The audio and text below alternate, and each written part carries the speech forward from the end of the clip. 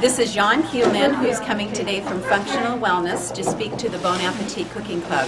Welcome, Jan. Tell us a little bit about yourself. Yeah, I'm a functional nutritionist. I've studied at Bridgeport, which is a very good program. It has a focus on functional medicine. I also got certified in nutrition, which California nutritionists are not licensed. So anybody could call themselves a nutritionist. So I got the best certification in the country. And then I'm working on my functional medicine certification, which they do allow me to be certified even though I'm not a medical doctor because I have all these other good certifications. So I'm lucky. Wonderful. We're glad to have you here with us today. Thank you. So healthy aging is really a very interesting topic because we basically have programmed aging in our DNA. I don't know if you're aware of this. Some of you may be firm in their Bible knowledge, some may not be so firm, but the Bible says that we could live up to 120 years, and basically the medicine has kind of confirmed that. If you look on Wikipedia for the oldest people in the world, they are around 116, 117, 118. There's no known person that has gotten older than 120 where it was proven. There's all kinds of claims, but birth certificate, death certificate, right? So there's no proof for anybody getting much older. It's kind of interesting.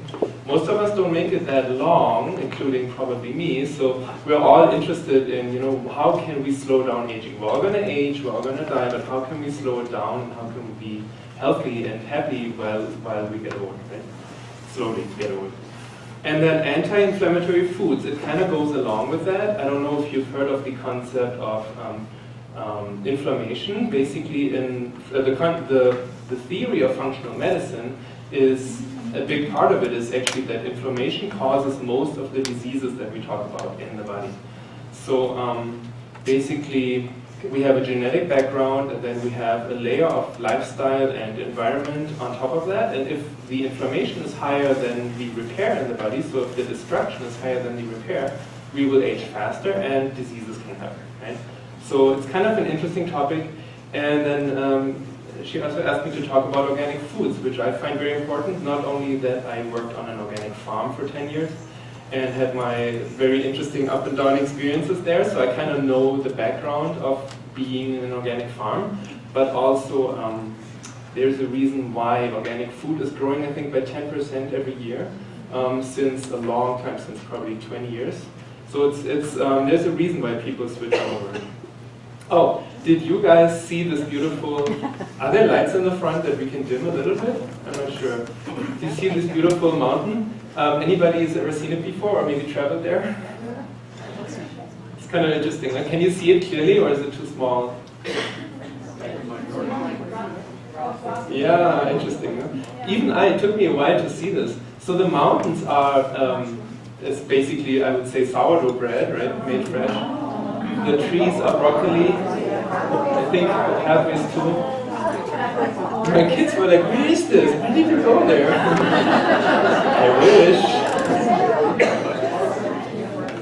So that's what I dream about at night. Right? So okay, before I tell you all the good stuff, I have to tell you a little bit about the bad stuff. And we only have an hour, so I'm going to try to make it short and race through some of the topics that I think may not be so acute for you.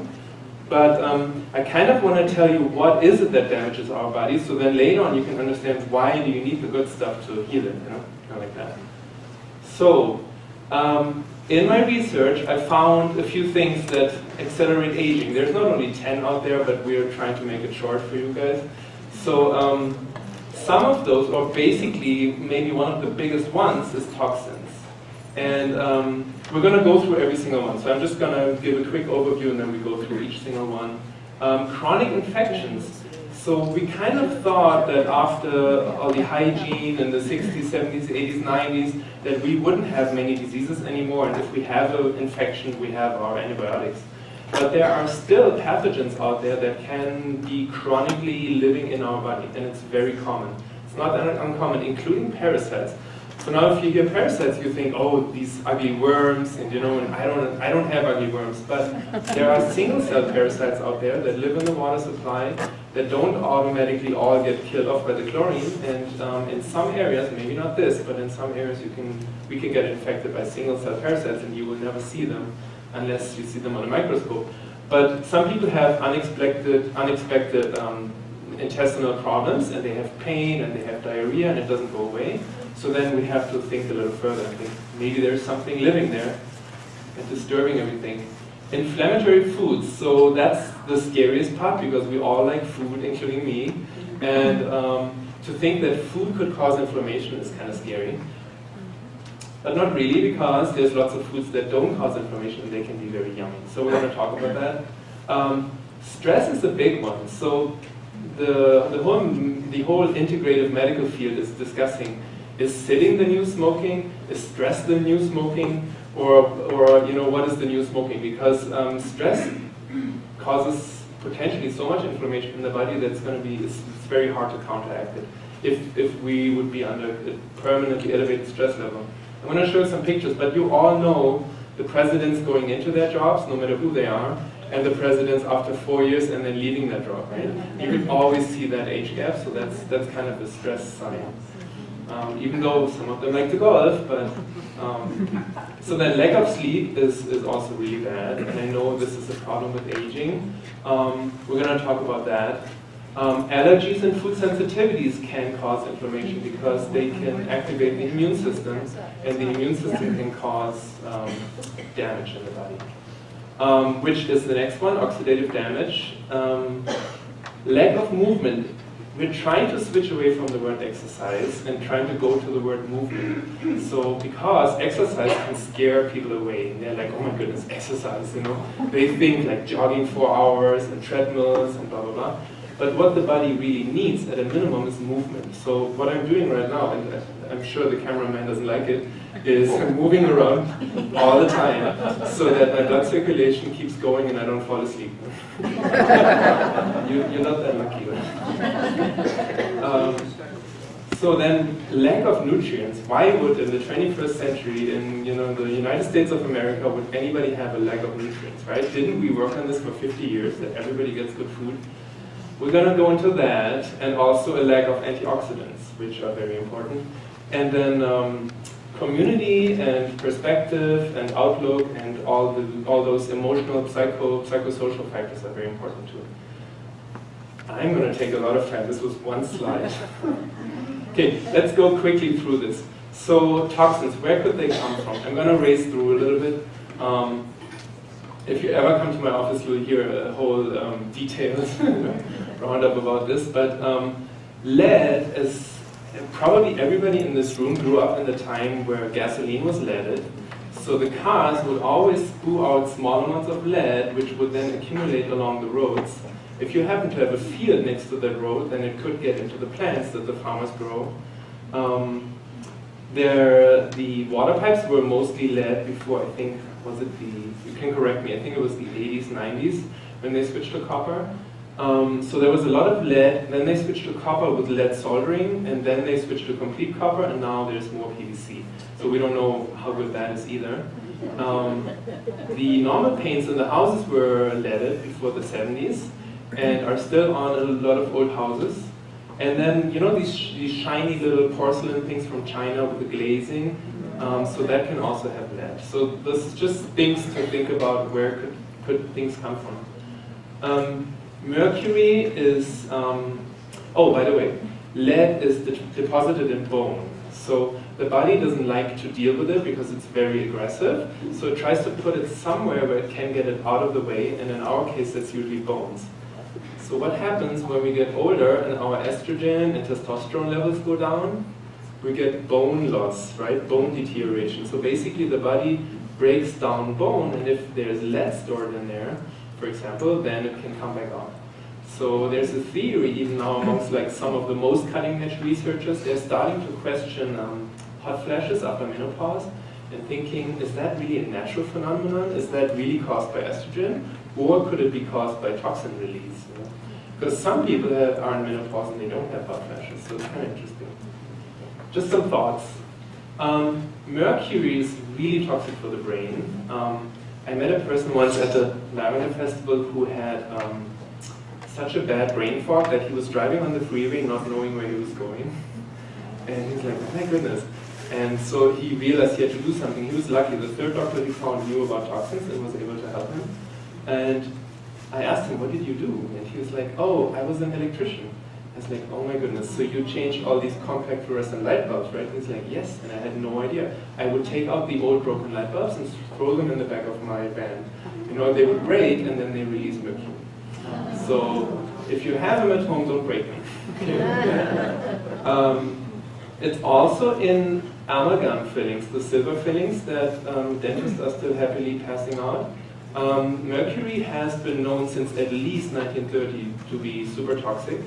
And the American Dental Association is the last medical association that still recommends using it. Nobody knows why, you guys can guess, but so basically the people most affected by these poisonous tooth fillings are the dentists, because they have to deal with it all day long, and when they drill it out, the exposure goes like 1,000 times higher. Yeah, it's really sad. And then there's some in seafood. Me as a German living in California, I was always dreaming about Hawaii and like one day moving there, and I thought everything's perfect on that island, which I guess it's not. Especially what I didn't know is there's underwater volcanoes around Hawaii, and they spew out mercury. So you can have relatively high mercury levels in seafood in Hawaii. And then coal plants. Yes, coal plants can spew out mercury onto the surrounding fields, and that's how it can get into our food chain. And the CFLs, that's the compact fluorescent light bulbs. So it's going to take forever, you can see that, right? I have to really rush through. Cadmium is in cigarette smoke. I don't see too many people smoking in the US anymore. My mom still happily does it. And I'm like, oh my goodness, you know? Because there's so much cadmium in there, it's really not good. And then kitchen counters, that sounds weird, right? We had a renovation at our house and they cut the kitchen counter, and I felt really bad afterwards. And I was like, why? I tried to avoid the room, I tried to avoid the dust, I knew it wasn't good. So I looked up kitchen counter materials, and there was only one study, so this could be completely unrelated, but there was one study of a kitchen counter material in France. So, because it's not usually pure granite, right? It's granite chips and then glued together with some material that's stone-like. And that stone-like material and that one material in France was 1,500 times the safe amount of cadmium. So if you cut that, if you don't cut it, it's probably okay, but if you cut it and release the dust. And then there's our friend smog. I love the smog. I watch it every day. My whole family is like, you're crazy. And I'm like, no, I'm not. I mean, you know how it moves in every day, and you can sometimes not even see the mountains anymore. Yesterday I drove through Riverside, Moreno Valley, and there was this wall of smog. It was not even not seeing the mountains. It was way before that. They don't even know everything that's in there, but the worst stuff in the smog are the diesel particles from the diesel fumes. And 80% of those come from the trucks, ships, and trains. And I mean, I could talk an hour just about diesel fumes. They cause allergies in newborns after the mom has been exposed to them when she was pregnant. And there's like so many things, it's crazy. So they're super toxic, and they go through the lungs into the whole body. So basically, as soon as they're in their bloodstream, they get distributed everywhere. Other things I found in my years here was in the summer when it's really dusty, they find radioactive dust in the air measurement in the Riverside Valley and stuff. So this will go on forever, as you can see. So we're going to make it quick. So there's a lot of chemicals. I don't know how accurate that statistic is on the right. I couldn't find it from a scientific paper.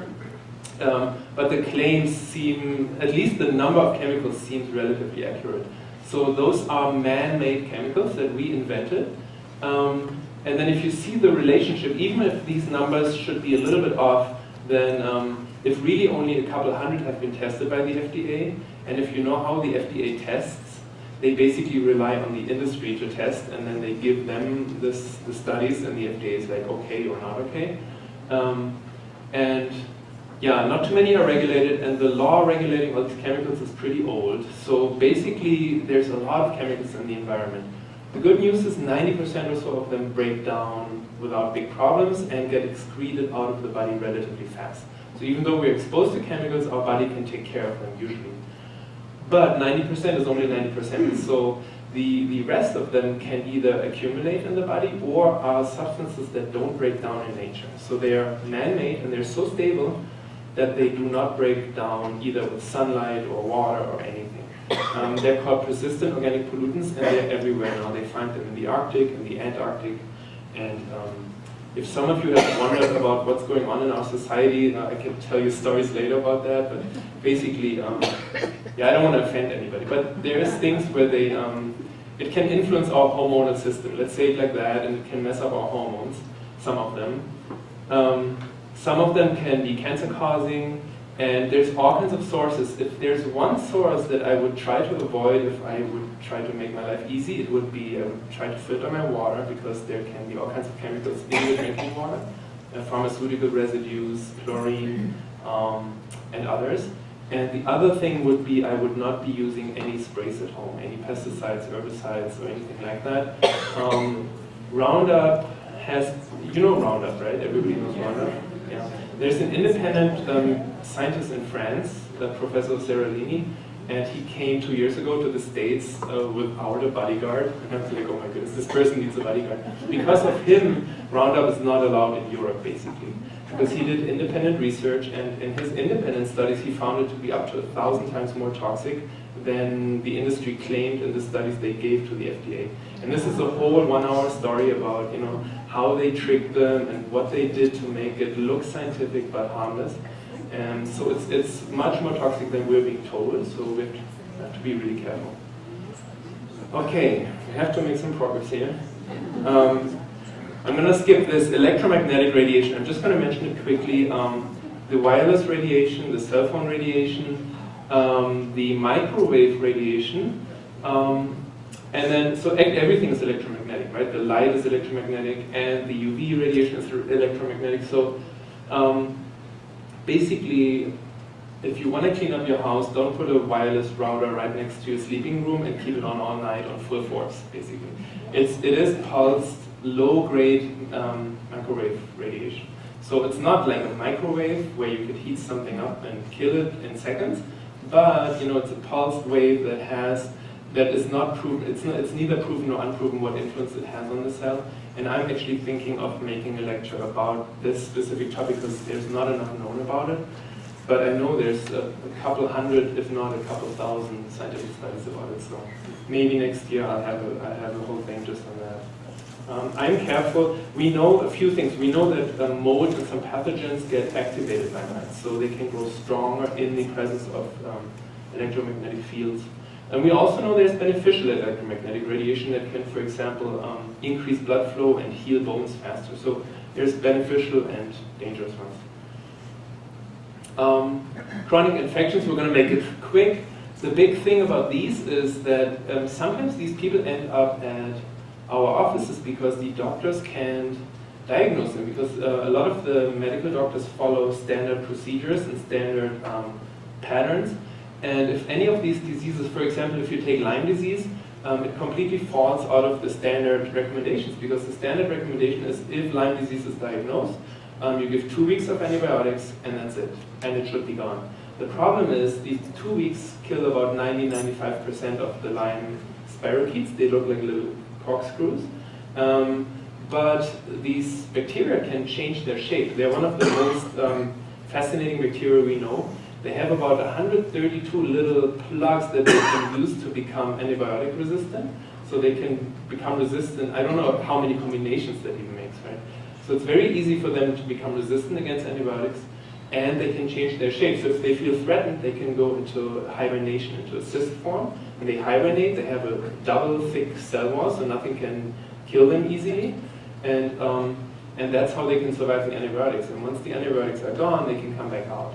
So there's an estimated number of 30 million infected persons in the US, estimated. So it's not proven, but there's this estimate that a lot of people that think they have chronic fatigue or weird immune system problems and brain fog and just can't understand that there could be a pathogen underneath the surface that's not correctly diagnosed.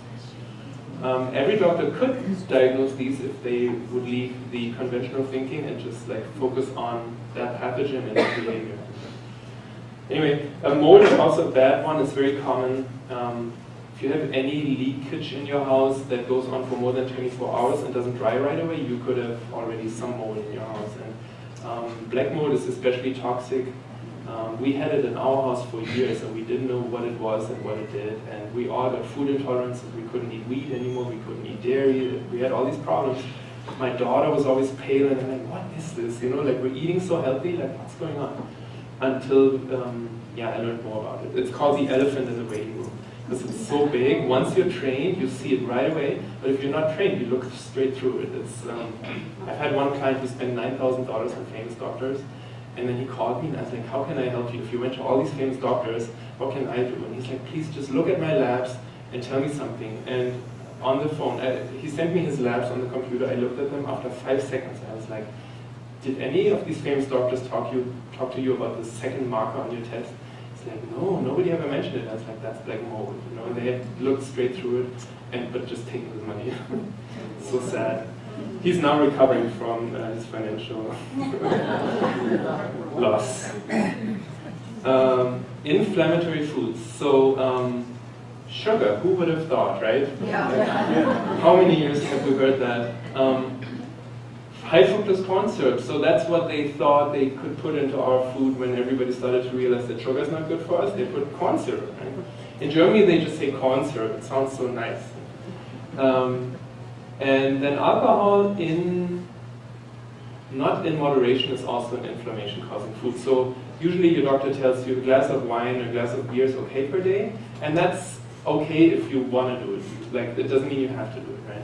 But much more than 2 glasses or more than 2 glasses can be on the inflammatory side.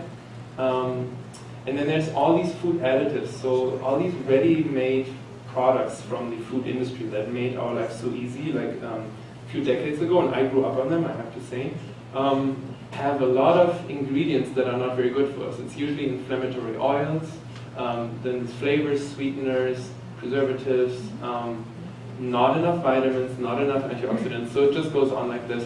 Probably the worst amongst these are sugar, omega-6 oils, which are basically vegetable oils. You know, we always thought these vegetable oils are good for us, but it turns out that basically the membrane of the cell is made out of fatty acids, out of oils. And it's at the same time a storage for fats in our body. And our body uses these fats to either cause inflammation or stop inflammation. So if you have a wound and a cut, you need to cause inflammation, heal it, and then the inflammation needs to be stopped, and then the wound is healed. So if we have only omega-6 or mostly omega-6 oils in our storage, then the body uses those to cause inflammation, but it doesn't have enough omega-3s to stop or dampen the inflammation, so it's just ongoing inflammation just because of the wrong fats. It's so simple, but it took us a while to realize what's going on. And those are basically corn oil, sunflower oil, the normal vegetable oils that a lot of us actually use all day long. So the average American has a ratio of 22 omega-6 to 1 omega-3. And a good ratio would be maybe 4 to 1. So if we had 4 parts of vegetable oils from whatever, even from our normal diet, and then maybe 1 part of omega-3. And people with autoimmune disease, they recommend a 1 to 1 ratio. So 1 omega-6, 1 omega-3. I have a quick question. Yes. So what kind of oil should we use? Basically, the oils I recommend are usually extra virgin olive oil, so that's okay because it's anti-inflammatory. Coconut oil in moderation. People recommend coconut oil because you can use it with high heat and you can fry and steer things, but since I don't recommend frying and steering these things, it's a problem. And so basically you're almost down to extra virgin olive oil. Yeah, that's pretty much it. Yeah. It can change, there can be a little updates to this, but yeah. You had a question. Yes, industrial foods. Ham, turkey, and all those Okay. Industrial meats. Do you want me to repeat? Do you want to repeat? Go ahead and repeat. Okay. So she asked if industrial meats, if those are ham and what did you ask? All of those like prepackaged meats. The big difference is how is the animal grown. So actually, if the animal, let's say it's a cow, the cow usually in nature lives on grass and greens and eats herbs and grass and all that kind of stuff. Right? That's what makes their fatty acids and their meat healthy. if they are grown on a feedlot where they eat some hay, but then also they get a lot of corn and a lot of like power food. I don't know if you've heard this in the news where this truck in, I don't know which state it was anymore, but this truck spilled all these leftovers from the M&M, like the Mars factory that produces these M&M candies. So they had the leftovers that they couldn't sell to people. They would actually sell them to farmers to feed them to cows, so the cows get more energy and get more fat. So it's really all about how is the animal raised, and then how is that meat being prepared. Yeah. And yes, you're right. Usually in the supermarket, those are on the inflammatory side. If you find grass-fed or pastured, then that's on the anti-inflammatory side, and it's not so easy to find. You actually you have to scout out your food. It's not so easy. But the more people demand it, the more it will come. So Albertsons has a lot of organic now. Vaughn's is really good with organic. So it's coming. It's really coming. The other one that you may not like so much, the refined carbohydrates. So those are the white flours, your pasta, your white potatoes, your white bread. Those are all refined carbohydrates. And the problem with them is carbohydrates are not bad per se, but the refined ones get converted into sugar really fast in the small intestine. So it just takes one enzyme, and it's basically starch, right? So it just needs to be cut, and it goes really fast, and then it's sugar. So the whole grain ones get converted a little slower, but I can't claim that they don't get converted into sugar. They're just slower, right? So we're trying to, for people that have diabetes problems or blood sugar problems, we're trying to recommend them to really reduce their carbohydrates a lot and go more to meat, and you're all going to gasp, and healthy fats, right? So we're going away from this don't eat any fat thing. It's still correct for unhealthy fats, but the healthy fats are actually usually recommended with 2 exceptions, and that's the ApoE gene. Have you heard of the ApoE gene? There's a certain gene that has to do with how fat is converted in the body, and if you have a mutation in that gene, then the risk for Alzheimer goes up to 9 to 12-fold. So in order to prevent Alzheimer's disease, a certain group of people cannot eat high amounts of fats. And so that's why I try to get everybody in my practice to do a genetic test if possible, just so we can make sure I don't recommend the wrong stuff. Because what I'm trying to tell you now is kind of the average consensus on things, but each of you, and we're all individuals. So some of us can eat more meat, some less, more fat, less fat. Some do better on this, some do better on that, so we can do the same thing for everybody. And then what you may not like is the fried foods, because that's all the stuff we love, right? The French fries, the chips, the, what else do we fry? Don't we fry everything? We fry a lot. So it's kind of a problem. Yeah. I reduced it a lot, so my meat is cooked now. If I eat, for me now, the bread crust is considered a fried food. So what probably nobody ever told you is that anything you heat over 275 Fahrenheit without moisture, without water, turns into advanced glycation end products, short H, AGE. And there's a receptor for that in the body called RAGE. It's the receptor for H. So that RAGE receptor causes inflammation. And it's caused by these proteins and sugars combining, creating a new substance because of the heat. And the body can't break it down, and they float around and cause inflammation. So I'm not saying you can never ever eat any potato chips again. Just like try to reduce it if you can, and if you want to get really old. And then here's another favorite American one. Oh my goodness, I'm so sorry to say this. Charbroiled food, you know what that is? Barbecued, charbroiled. So let's make a compromise here. So basically, if you barbecue it and it turns really, really black, you're creating cancer-causing substances. They take these, they're called polycyclic aromatic hydrocarbons, PAH. They take them in the lab and feed them to little mice to cause cancer. So they can take just the black stuff from the barbecuing and cause cancer in like no time. So if you want to avoid that, but you still want to barbecue, then just don't blacken it so much. Just, the frying, the barbecuing, just reduce the temperatures and put something in between, put some moisture so it doesn't burn so much. I could show you all the hundreds of studies about it, but we have to slowly get to the good stuff. So stress, we all have stress. Look at this little one. Can you read it? I probably have to read it for you. So on the right side, there's a little cartoon, and the doctor says, so there's this lady in the office, she's hooked up to an EKG to measure her heart stress, and there's a nurse in the back, and the doctor says, that's right, no more huffing and puffing for 30 minutes on a treadmill. We've developed a new stress test that is faster and more accurate. And you see what the nurse has there? She's got a little bag of spiders, right? She's opening it, she's going to open it. There's another one behind that is maybe not as funny, but it's two guys in the office and they're looking at a pile of burned, charred coal, and it says she was on vacation for 3 weeks, but she burned up on re-entry. Okay, talking about stress. Most of you have left the working life, I assume, right? So you're probably not so concerned anymore, but you may still remember the pressure at work, right? So that's probably acute stress. So how is it in nature? I mean, we're made to have stress, and if we were living in nature, which we're not anymore, and there was a mountain lion or so coming up to us, we would get really stressed, we would scream, run, fight, do whatever, and as soon as the danger is over, we relax and sit down and find our ticks or whatever.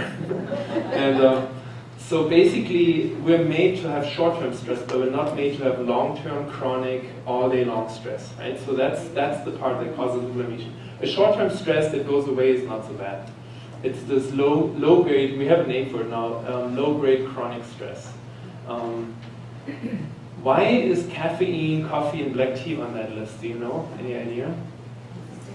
It basically triggers stress hormones. So the way it keeps you awake is by increasing your cortisol. And cortisol is a stress hormone, and that increases your blood sugar. So basically the body prepares for running away from the mountain lion so that their blood sugar goes up, everything gets ready. The digestion and the critical thinking kind of gets reduced. Interesting, right? Because you don't need that when you run from a mountain lion. And but the action goes up, right? So we're all active, but what about the deep thinking? Just throwing it in there. The violent movies, so that sounds really strange. Why would violent movies cause stress spots, right? The problem is the brain, the deeper parts of the brain cannot really differentiate between fact and fiction. So if you see violence in a movie, and they've tested this by testing the stress hormones, it raises stress hormones. So if you feel stressed at night, I don't have a TV anymore, can you believe it? I mean, I'm really crazy. I'm not telling you to be like me. I'm just really trying stuff. But I kicked my TV out the first time in the 1990s when there was this war in Bosnia, because I was living in Germany, and Bosnia was like 8 hours by car. So it's like here driving to, I don't know, it's closer than Ohio, right? And I saw in the news that they were just bombing, and then like, oh, today so and so many people died, so and so many people died, and I got numb, and I was like, I don't care how many people died there, right? And then I realized what this is doing to me, and I was like, I don't want to be like that, right? Anyway, so to make it short, when I go on conferences, I turn on the TV because I'm in hotels, and I want to see what's going on TV because I don't have it anymore, right? And so I turn on TV, and within an hour, I can see easily 40 to 70 people being shot and killed, and with machine guns, and like all the time. I mean, what is this? Like, why are they showing this all the time? So I'm not used to it. For me, it's like I'm traumatized, right? I lie in bed, eyes wide open. No, it's not like that, but I still wonder about that TV culture. And then we know the rest, right? There's financial stress, we all went through that. Permanent emotional stress is actually a problem too, so it can be pretty deep, and it's probably helpful to find a way to deal with that. And then there's always, so maybe faith, perspective, and spiritual stuff shouldn't be on here, but it's important for people to have a perspective and to know, what's going to happen, and can I trust things, and those kind of things, right? It gives you a security in life. I look at the house in the background more than the guy, and I'm thinking, this is Germany. That's a typical German. Yeah, so we can go through this pretty quick, but lack of sleep is a problem. One of the things that you may not be aware of is the blue light. So the TV screen has a light in the blue spectrum, and so do all the cell phones. A lot of the young people are really addicted, including me, to their cell phones. So I never go to bed without reading news on my cell phone before, right? And the blue light, the enzyme that makes the brain secrete melatonin and puts you to sleep is light sensitive. So if you have over, I think, 200 lumen, the melatonin secretion gets reduced and you don't get tired. So if you turn on your lights at night, you're not tired. And if you turn them off, you do get tired, usually. And so the blue lights can actually keep people awake. So what they do recommend, which is pretty easy, is now most phones have these apps where you can actually change the light frequency to more orange, red in an app. But there's also on Amazon for $10, $15 orange sunglasses.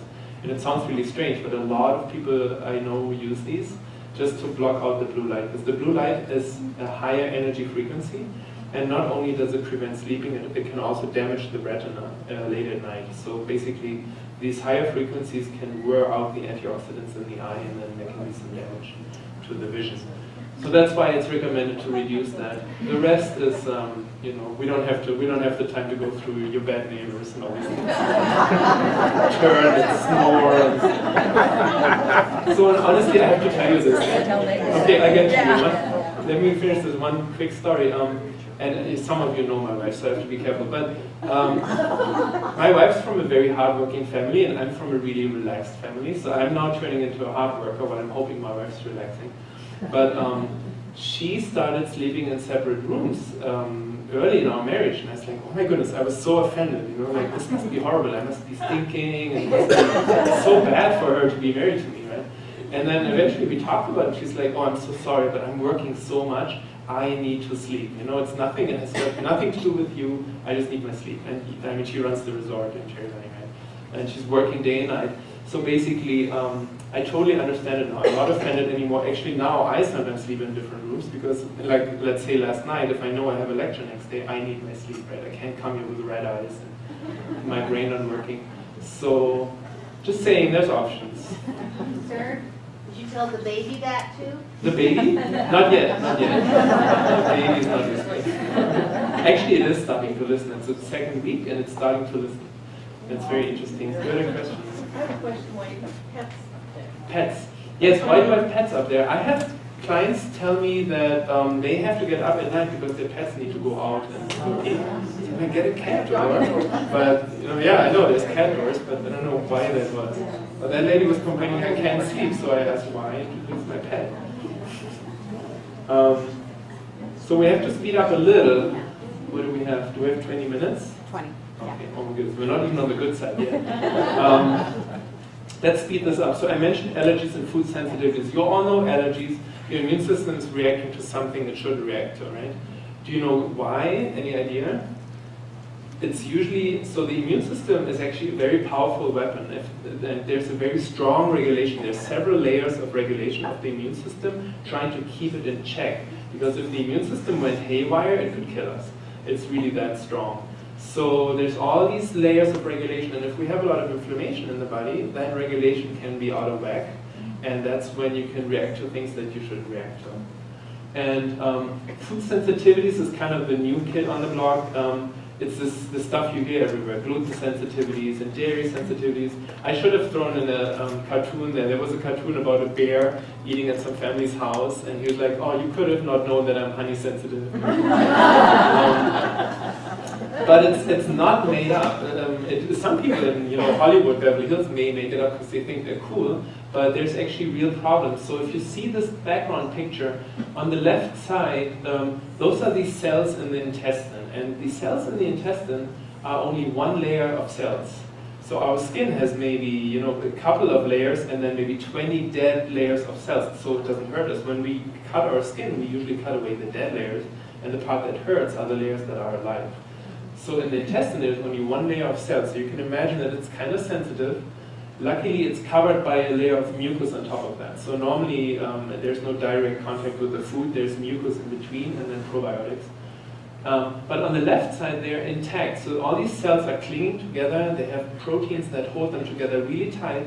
So the food cannot go in between the cells. The cell itself can decide what comes into the blood and what doesn't. It can kick out toxins. It can let in food and nutrients. It's very complicated. And on the right side, for whatever inflammation, damage, pathogens, whatever the reason, these tight junctions between the cells are opened. And so now foods and pathogens and bacteria and toxins can come into the bloodstream, and then the immune system does not like anything foreign in the bloodstream. It reacts, it causes more inflammation, and then you have a vicious cycle, basically. The inflammation keeps the toxins going and so on and so on. So that's the food sensitivities, and it's a real problem. So if ever you feel tired after eating, not if you don't eat like super large portions, but you eat a normal portion and you feel really tired afterwards, you may want to think about what it could be in that food that makes you so tired. Okay, so I think I'm going to speed it up a little bit. Oxidative damage, do you guys know what that is at all? I'm going to try to make it quick. You can't really see it on the picture in the back. Everything on the molecular level, all the electrons and protons, they're kind of like magnetic Lego stones. So everything clings together magnetically, and each molecule, each atom has a certain amount of electrons. And if it has the electrons it likes, then it's stable. But if one or two are missing, then it's not stable, and it becomes reactive. So you've seen these chemicals that explode. Those are unstable molecules. And the stuff that we deal with is stable, right? So these are all happy campers. So an unstable molecule will have a very strong magnetic attraction to anything, any electron can get anywhere else, and it's called oxidative damage because it will just steal it wherever it can. And then that molecule is missing one, so then it's going to steal it somewhere, and you get a chain reaction, right? And always the weaker ones give off the electrons, and that's why we need antioxidants. So those are foods that pass on electrons without damaging anything, because this can be very damaging to the membrane of the cell, to the, you can't really see it in there, but there's organelles inside the cell. So those can be damaged, and then at the core of the cell is the DNA, and once the DNA gets damaged, that's when we deal with cancer and those kind of things. Okay, lack of movement, that's mostly blood supply. So if we have good blood supply everywhere, usually the cells are happy.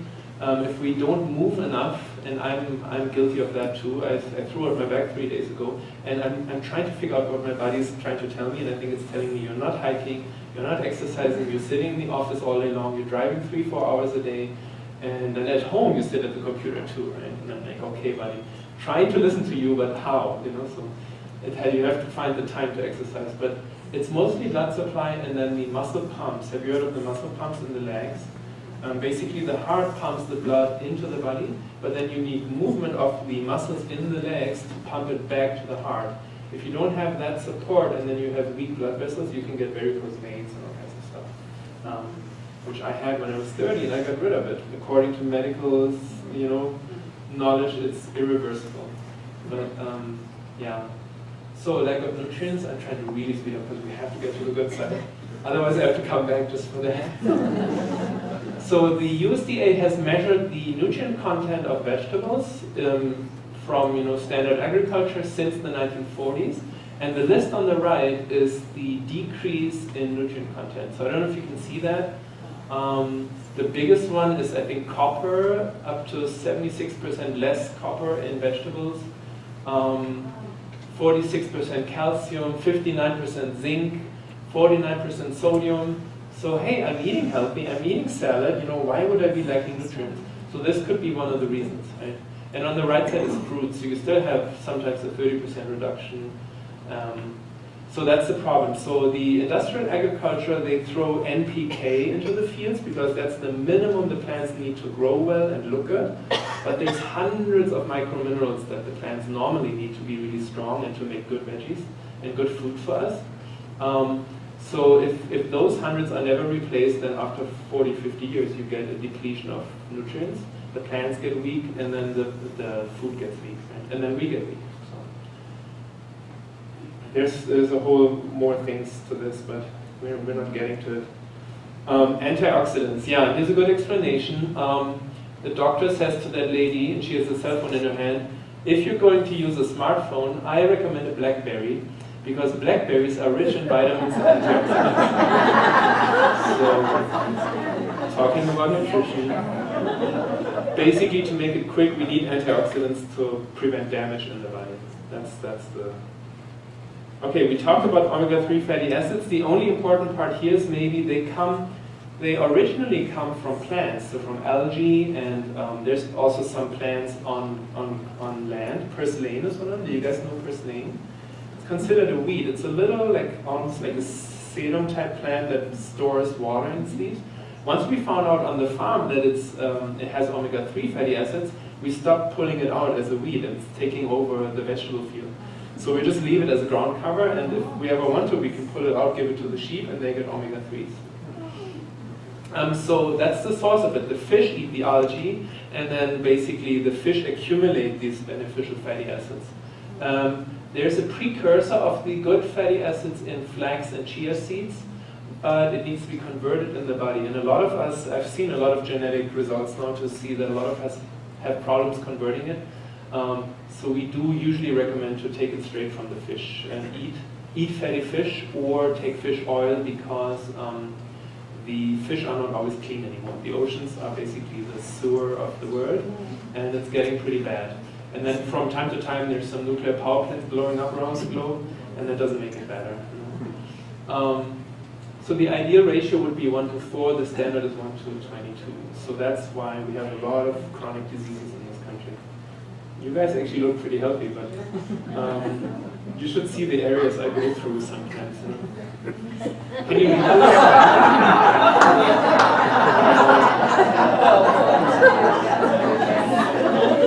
Can you see it? Should I read it? Yeah, so this guy's at the doctor's because he thinks he's retaining water. He's too heavy, but the doctor says, no, you seem to be retaining food. It seems to be a problem, right? Oh, we're at the good side, finally. Oh my goodness, the last 10 minutes, 5 minutes. Maybe we have to do it a little longer and questions a little shorter. Okay, so basically this is like the summary of the opposite, right? So you have your antioxidants, your anti-inflammatory foods, some natural movement, which could be as little as walking in your house or walking on the street, taking a light walk. Stress reduction, enough sleep and rest. Digestive support, so basically making sure the digestive system works well, the food gets broken down well, and then we can absorb it well. Because whatever we don't absorb goes on to the large intestine, and do you know how many bacteria live in the large intestine? Anybody ever read the number? How many? Billions. Any other guess? Estimated 100 trillion. Maybe not the same for everybody, but it's the estimated number. While the body cells, our own body cells, are estimated at 10 trillion about. So we have 10 times more bacteria than body cells. So you can imagine why 70% of our immune system is situated around the intestines, ready to fight. You know, they're like the Marines, the special troops, just waiting to fight if something happens there. Okay, natural antibiotics, I don't know if you've heard of that. I use them all the time and I love them, so I don't have to use the pharmaceutical antibiotics anymore. Because this is a whole other tangent, but basically the ratio of good bacteria to bad bacteria in the intestine of a healthy person should be about 100 to 1 minimum. So you have 100 times more good bacteria than bad ones. So the good ones actually can produce their own antibiotics and can keep the bad ones in check. That's why the immune system is calm, even though there are some pathogens in the intestines, as long as there are enough good bacteria. But the standard old school pharmaceutical antibiotics are like a nuke. They kill everything indiscriminately, good or bad, it doesn't matter, everything gets reduced.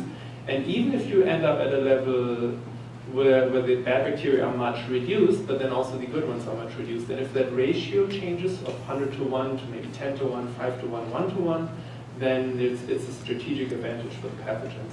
So after antibiotics, you could get potentially more sick than before. I mean, I know they're lifesavers and then they have their role, right? But if we're not life-threatening sick, then natural antibiotics are really nice. And I don't know if I'm allowed legally to say this, but we have to actually get to a point where the FDA acknowledges that. So, I wish I could tell you we don't need nutrients and supplementation, but the problem is the decrease in the nutrient content in the food. So unless you're eating like 50, 60% vegetables, you probably need some kind of supplementation. I wish it would be like that. And then natural detoxification. Why do I say that? There's all these detox things on the internet. Oh, let's do a 1-week detox, and detox here, detox there. If a person is really toxic, I would not recommend they do a quick detox where they get all their toxins out. Some of those actually really work. and you can destroy your kidneys. You know, all the toxins that come out of the body have to go through the liver, through the kidneys, and out in the urine, or they have to go through the bile and the stool, through the gallbladder, or they have to come out through the skin. So I'm not a big fan of detoxes unless somebody has a low toxin level, then it's okay. Natural detoxification just happens every day, every night actually. Okay, to make it quick, so antioxidants, you've all heard about them, but look at that list on the right. It's kind of interesting. Even I was surprised when I prepared for this lecture that so the ORAC value is a value of antioxidant capacity of substances. So basically the biggest one on the top would be the strongest antioxidant. You know what sumac brand is? I've never seen that, but the sumac tree was growing in our garden in Germany, and I always thought, oh, it's from the US, and my mom always told me, oh, it's toxic, don't touch it, right? But they take the fruits in the Middle East and they grind them into a powder and use that for cooking. And look at the antioxidant, it's crazy. It's like, what is it? 312,000 compared to sage at 119, so it's I mean, these are already very, very high antioxidants. Like blueberries are way down in the list. This is probably 300, at least, what is it? I'm not good at statistics, but it's at least like 30 times better than blueberries, maybe 300 times better than blueberries or something. And it's very interesting. So out of our food that we can normally get, cloves seem to be one of the highest. So is oregano, rosemary, thyme, cinnamon, turmeric, vanilla, and sage. Isn't that interesting? Aren't these all things that you kind of use as spices in the kitchen? Yes. Right? So go for it, basically. Use more. The more you use, probably the better, as long as they're organic and as long as they still have their potential. So if it's been harvested a year ago somewhere on the other side of the planet and not cooled right, and then they may not have that potential anymore. If it's fresh from the garden, if it's processed in a good way, then there's a lot of antioxidants in unusual foods, actually. Anti-inflammatory foods. So all the non-starchy vegetables, which is all the leafy greens, broccoli, brassicas, cauliflower, all those things, they are basically slightly anti-inflammatory. So these antioxidants you saw before are strongly anti-inflammatory, and then the vegetables are on the anti-inflammatory side. But if you take a few veggies and then your charbroiled meat and your fries, then the question is, so actually the big thing I want to have in my office is an old school tiny little desk scale, and then I want to have these little weights that say, okay, fries, Lyme disease, right, and then antioxidants, so I can put them on and people can see, yes, you get some, okay, so let's say your damage from the fries and the meat is this high, and then you don't have any veggies, then this is the difference, right? But you add some veggies, then maybe this is the difference. Then you have some fruit, and maybe eventually you get to a 1-to-1, but even 1-to-1 is not good enough. You want to be on the repair side, on the anti-inflammatory side, right? I know this is not easy. I mean, I've been changing my diet for 20 years, and I'm now getting to a better point. So I know it's not easy, but it's doable with some help, actually. So you've seen most of this, right? Lamb is among the healthy meats because it's almost always grass-fed. So all this talk about red meat's not good for you, I don't agree with it 100%, because if the cow eats grass and herbs, and there's farms in the east or in like Virginia, there's farms where if you would see what these cows eat, oh my goodness, you would want to be a cow. It's so nice, all these herbs, all this different forage. That's really healthy meat if you don't charbroil it. And then all these recommendations of, oh, just eat chicken. Well, if the chicken's not organic and they add antibiotics and they add arsenic to the antibiotic to work better, and they have to feed them every day because they live with 200,000 other chickens in a house where they never see the sun, and the food is produced with Roundup, and I'm not sure if that chicken is so much more healthy than a cow that eats grass. Yes, so these guys are all on the anti-inflammatory side. 10 minutes, okay, that's good. I'm trying not to speed too much because I know it's not fun. I've heard people speak really fast, and I got very upset about that. So movement, do you see the guy in the back? I've kind of tried to fade him out. See him? Natural movement, right? Do what you like to do. So I mean, basically movement is anytime you move your body, you circulate your blood and you circulate the joints that are connected, right? So basically, with my back pain, the more I sit in the car, the worse it's going to be. The worse it's going to go. The more I'm going to go hiking, the better it's going to be. I don't know if you've ever felt your lower back muscles when you walk. You can feel them, right? So for me, hiking is really, really good. It trains the lower back. Swimming is great. I have to say salt water. What I mean is, you can swim in pools, but if the pools are very high in chlorine, then that's not so great, because chlorine is the same chemical family as iodine, and the thyroid needs iodine. But if it doesn't get enough iodine, but it gets chlorine, then the chlorine will be put in the thyroid, and it's not going to do what it's supposed to do. So, I don't know about your pool situation here, but at the resort they switched it to the saltwater pool, which has a small amount of chlorine, the rest is salt water. And the guy, Willie, I don't know if anybody of you knows Willie, but he worked there for 30 years. He was African American, and he did not have sense of smell for 10, 15, 20 years. Once they switched to a saltwater pool, it took 3 years, 2 to 3 years. And then he stood in his garden and he had this weird sensation, and he didn't know what it was until he realized he was smelling he had either a jasmine or a rose, I don't remember, but he was smelling that shrub for the first time in 20 years. He's like, oh my goodness, I can smell again. That was the chlorine destroying his nerves and nose. Yeah, so basically anything you can do, stretching, it doesn't have to be exercise. Light movement can be enough as long as it's, persistent. So some people, there's a rebounder, I haven't tried it yet, but there's a rebounder for $45 or so on Walmart that supposedly you can just put in your living room and kind of jog on it and do stuff on it, just like that. And that's supposed to really help. Dancing, oh, I should do dancing, I'm sorry. Yeah, I'm not a big dancer, but yes, dancing for sure. I forgot it. Sorry.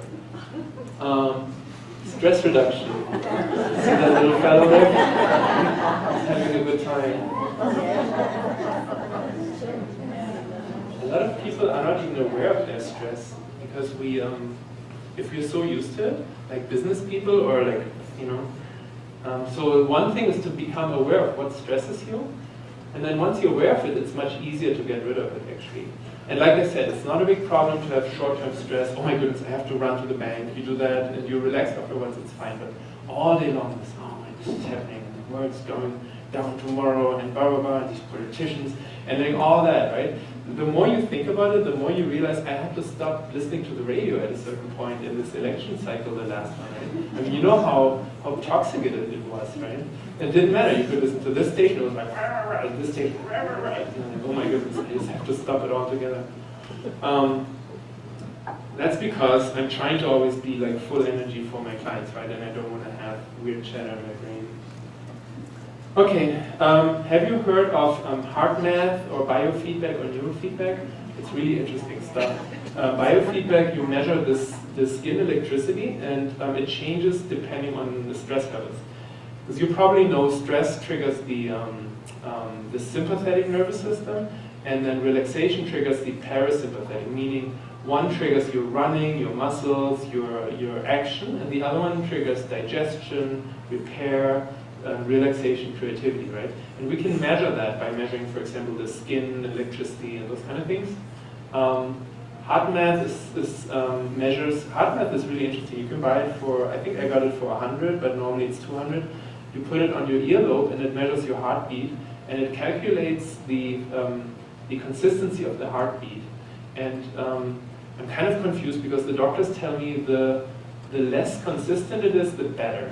And I'm like, wouldn't it not be better if it was more consistent? But they tell me, no, if it's less consistent, that's actually better. And they have studies correlating it to a healthier heart and longer life. So it measures your heart rate variability.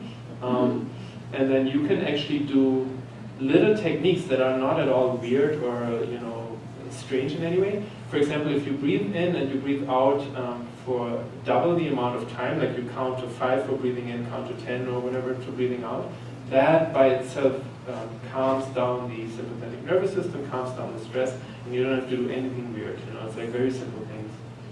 Neurofeedback is a little advanced. It measures the EEG in the brain, and there's a software that gives the brain a feedback telling them so it measures the difference between different lobes in the brain, and if they're not synced, if one is working slow and one is working fast, it tells you, hey, you're out of sync. It tells the brain you're out of sync. You don't have to do anything. You can read a book, you can watch a video, you can do whatever you want to do, but your brain picks up these subliminal messages, hey, you're out of sync, and it learns to correct itself, and it's very, very interesting what it does. It's very good for people with anxiety.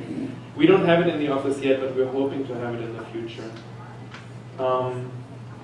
Okay, we had the sleep and rest, right? This guy is having so much fun. Oh my goodness. One thing to mention from this list is maybe if you eat a lot of carbs for dinner, you may wake up in the middle of the night because your blood sugar may spike and then it may tank. And when the blood sugar is low, your brain may wake you up and tell you, I need to eat something, right? So they recommend to eat more protein, but not a ton of protein, but just a little more. And the sleep hygiene. So there was a study I read recently that somebody who was exposed to smog and air, to smog before sleep had a harder time falling asleep because it caused inflammation. So it's kind of interesting. You know? And then naps are good for you. If you feel tired at lunch or after lunch, just take a nap. It's really good. There's lots of studies that show that people live longer in these countries where they always have a siesta and take a nap. And another one is detox happens at night. So every night, actually we're going to get to that. So digestive support, the first point is kind of self-explanatory, right? Chewing. There's a whole story, there's a whole other hour on just that point, basically. So I was being told by a group of doctors for a long time to chew. And I was like, yeah, I understand what you mean, but I can't because, we work in programs, we have habits, right? Our brain has a certain habit of eating at a certain speed, and sometimes we read, or we do something else, or we talk, and we just swallow the food. But one day I sat down and said, I really want to tackle this chewing thing and do some experiments on it. So we had a contest with a group of people. Oh my goodness, the time. Okay, we'll make it quick. We had a contest, whoever can chew the longest wins the contest. And we worked on the farm, so we had an hour for lunch, so we didn't have any stress. And this girl won with 352 times chewing one large bite of a hamburger. And I was like, oh my goodness, and I made it to a little above 300. So what we would do, we would sit, and every 10, I think we would make a sound or so. We'd just be quiet and count, because you have to focus on it. Right? The interesting thing is, after doing this for 2 days, this is really gross, but we talk about poop all the time. I'm sorry to do this to you. So we all have bad smelling poop, right, pretty much. You don't have to admit it, but I think we all do. So the smell of my stool changed to what I knew as breastfed baby smell. I don't know if you remember that smell or if you've ever smelled it, but a breastfed baby that's healthy has a flowery, pleasant smell in the stool, and you want to actually change the diaper, and it's really nice. And it's like, oh my goodness. And this is in no textbook. Nobody has ever researched it.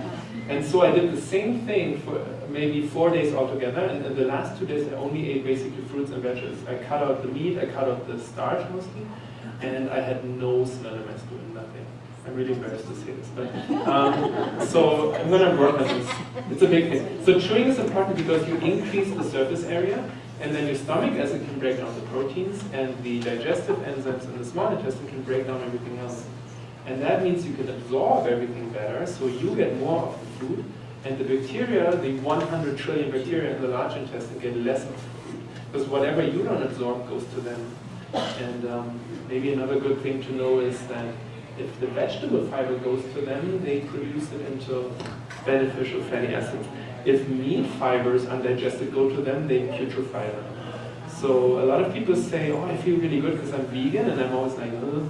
But one of the reasons could be because they're not chewing well, or they don't have enough stomach acid. So if somebody doesn't have enough stomach acid, then also the proteins can't get broken up. So basically, it could just be a putrefaction. Okay, so here are your natural antibiotics. I love oregano oil. I never even travel anywhere without oregano oil because I need to take only one pill, one little capsule, and it blows out my itchy throat or my headache. It's unbelievable because it's a really strong antioxidant. You saw it on the antioxidant list. And it's also antibacterial and antiviral. So are essential oils. I'm going to talk more about these things at the Lavender Festival. Raw garlic is a really, really good antibiotic, if you can take it. Manuka honey and propolis. Propolis is amazing. The bees take the sap from the trees and they fly to all kinds of trees, and every propolis from every area is different. And they make a wax out of it and seal their hives in the winter when they don't fly out. So it's antiviral, antibacterial, antifungal, antiparasitical, anti-everything. It's really good. And there's also medicinal mushrooms, so we can't get into that, but there's amazing mushrooms, especially up in Washington State, that are 300-400 years old. Coconut oil, yes. Interestingly enough, coconut oil helps. It seems to make the cell walls of pathogens weaker, and then it's easier for the immune system to kill them. I had one client who I was pretty sure he had Lyme disease, and he had major schizophrenia from it because it had taken over the whole body. All he did is started eating coconut, not even coconut oil, only coconut, and it triggered a response from the pathogens being killed off. That's amazing. Yeah, coconut oil is very interesting. So, do you see that picture in the back? Do you see what he's eating? Can you recognize it? That guy is eating a plate full of pills and or supplements, right? So maybe I could summarize this page by saying all the supplements in the world will not replace a healthy diet, right? They're called supplements to supplement an actually healthy diet, not just even a normal diet, but really a healthy diet.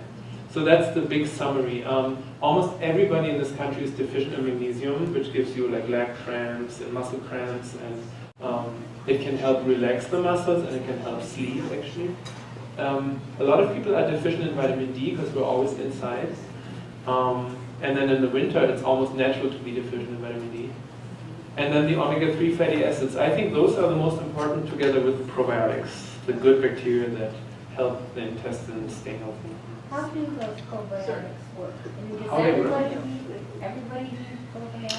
I think everybody, if they can tolerate it, should eat fermented foods. Those are natural probiotics.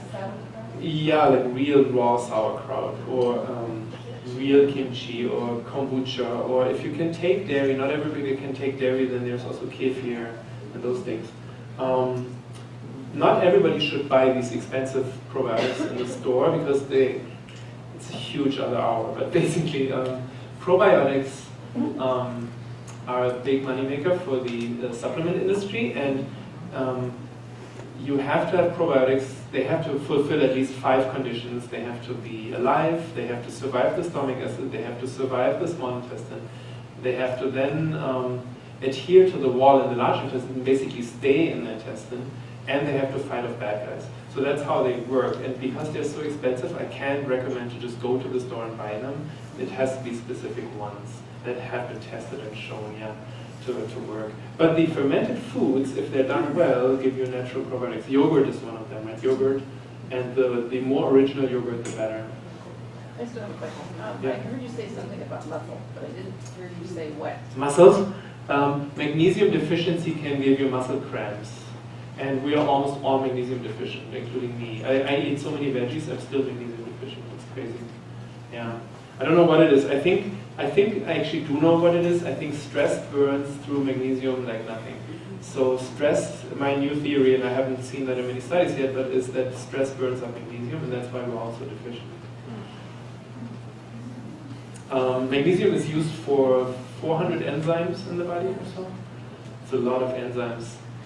So every night, I know we don't have much time, but every night you basically fast, right? You eat your dinner at 6, 7, 8, whatever. Then you go to bed, and if you get your 8 hours, then you have at least 8 hours of fasting. But if you ate 1 or 2 hours before you go to bed, you have 10 hours of fasting. And if you don't eat breakfast right away, you can have 12 to 14 hours of fasting. So that is what I would consider natural detoxification. Now, if somebody does that and doesn't feel good, that could be either because the blood sugar is low, or it could be because there's actually too many toxins coming out. So anybody who ever does any detox that doesn't feel good with it, I would back off and be careful, because these toxins are toxins, Yeah, so basically, that's it about this one. Because you don't want to end up like that, right? Can you see it? Sweeping it under the carpet. Sweeping all the trash under the carpet. It looks nice on the surface, but underneath there's all this dirt, right? And you're not doing yourself a favor with that. Well, this one's even worse. She's been sweeping it under the carpet for many, many years. Her husband's not doing much either to help her. So there's all kinds of food pyramids and plates and recommendations of what to eat. I do like this one. It's kind of pretty radical if you hear this for the first time. But nobody's saying, okay, tomorrow you have to start eating like this. If you just keep it in mind and think about it while you go through your life. This food pyramid, actually the anti-inflammatory one, recommends to eat 30 to 60% of calories as vegetables. It's quite different from the government ones, right? It's a very high amount of vegetables. Now this refers to normal adults that are not super duper physically active. So athletes and kids are different, right? People that grow and do athletic stuff and work physically, they are a little different. They do need more energy, but we actually that are not so physically active need less energy. Then there's 10 to 40% of calories as fruits, and 10 to 40s of legumes, so you can mix and match. But generally it's veggies, fruits, and beans if you can tolerate them. And then the rest is seeds and healthy fats, some carbs, so 20% or less of carbs. And then they recommend to do fish even less, so like just 10% of fish and dairy, and then beef and cheese and processed foods rarely, meaning, you can have your beef, like, I don't know, I would say even once a week, but I actually grew up in the old Germany, and they would eat meat 2 times a week and fish once a week, and the rest was veggies or other stuff. And they still had that old thing, even though they had all the meat of the world they could have. Kind of interesting. So the reason is because this way you're staying on the anti-inflammatory side. So some people, can't do as many veggies and they need more carbs. That's okay. It's okay to wiggle it a little bit. It just gives an idea of what it should actually be versus what the government tells us what it is. I think we're almost done. So for the organic foods, the most interesting thing is, I already mentioned that Roundup is 1,000 times more toxic than they claim. I didn't mention yet that the cancer rate in this country went up to 1 to 2. It used to be 1 to 3 before, meaning 30% statistically. Now 50% statistically of us get cancer in their lives. And the same rate for prediabetes, or diabetes actually. So it's actually pretty bad. We should take this stuff serious. And there's a list called the Dirty Dozen and Clean 15, where the Environmental Working Group, I don't agree with them politically, but they test all the foods every year for pesticide and herbicide residues. And they make a list every year, and I should have it in here. You can get it on their website for free. You can ask Anne. I wanted to give it to you as a handout, but I didn't manage to send it to her early enough. So the Dirty Dozen on the left side came back from the lab with the highest pesticide and herbicide residues. So strawberries is top, spinach, nectarines. So everything on the left side had the highest residues. And the Clean 15 on the right side had the lowest residues. So basically sweet corn had the least pesticide residues, avocados was second, and so on. So for people that can't afford to eat a 100% organic, they can use this list. You can get it on their website. You can just put it in your purse when you go shopping. And it'll show you something. Although one of my kids has problems with detoxifying pesticides, organophosphates, and she reacts to cantaloupe and honeydew, which are on the low list. So I have to warn you, it's not that there's nothing in there. Now, if you're growing your own on the left side, that's fine. If you're growing your own, you're totally fine. If you're growing your own, you spray, you don't You're talking about spray. store-bought. I'm talking about conventional store-bought, yeah. And I actually just had a relative die with 104 years. Actually my wife's relative, not mine, I shouldn't take that credit. And I asked him, why do you think you got so old? I met him when he was 100, I think, or 99. I met him at 99. And he's like, well, because I drink beer every day. And I'm like, I'm not sure if that's it. So I asked his wife, why do you think your husband got so old? She's like, I don't know, but we live in Upper Michigan. I've never bought a can. I've always grown our own food. I've always cooked our own food. He always had only fresh food every single day. And like, that sounds more like it, you know? That combined with good genes could really make him very old. What was the website? This website is called the Environmental Working Group, EWG.org. And they test cosmetics, food, sunscreens, and I think children's toys for toxins. So it's kind of interesting to see. But they also have a political side where they're sometimes going too far. So environmental working group. I think that's it. Yeah. We So made it. This is me.